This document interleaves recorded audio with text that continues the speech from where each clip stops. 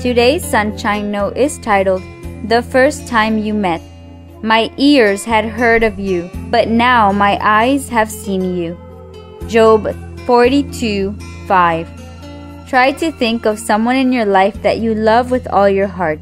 Maybe your best friend, your secret crush, an admirable mentor, or the love of your life. And then, do your best to remember the first time you met that person. Was it magical? Was it love at first sight, or at least friendship at first sight? Do you remember your first thoughts and feelings about the individual? Do you remember the first words you said?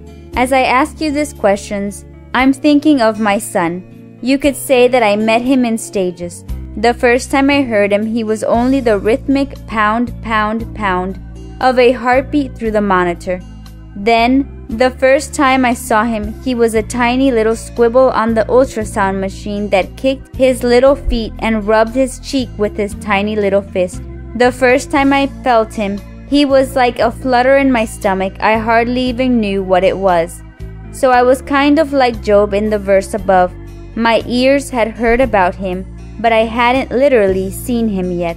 When I did finally meet him, he was wrinkly and gray and crying, and I loved him immediately and completely. Job really thought he knew God well, thought he understood all the ins and outs of how God worked and operated. He even told his friends that he had God figured out, but he still had much to learn.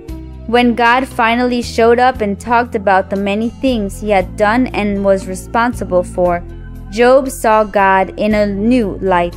He probably had never before considered the vastness of God's job.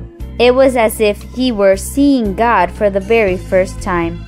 That's when Job made the statement, "My ears had heard of you, but now my eyes have seen you."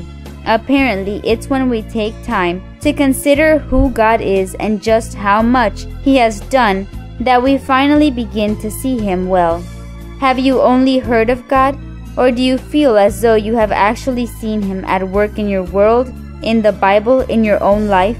If you need a new experience with Him, if your eyes could use some new sights of Him, then I suggest spending time considering all that He has done. Read through the last 5 chapters of Job and see if you don't come away with a whole new picture of your Lord and Maker. May God bless you today.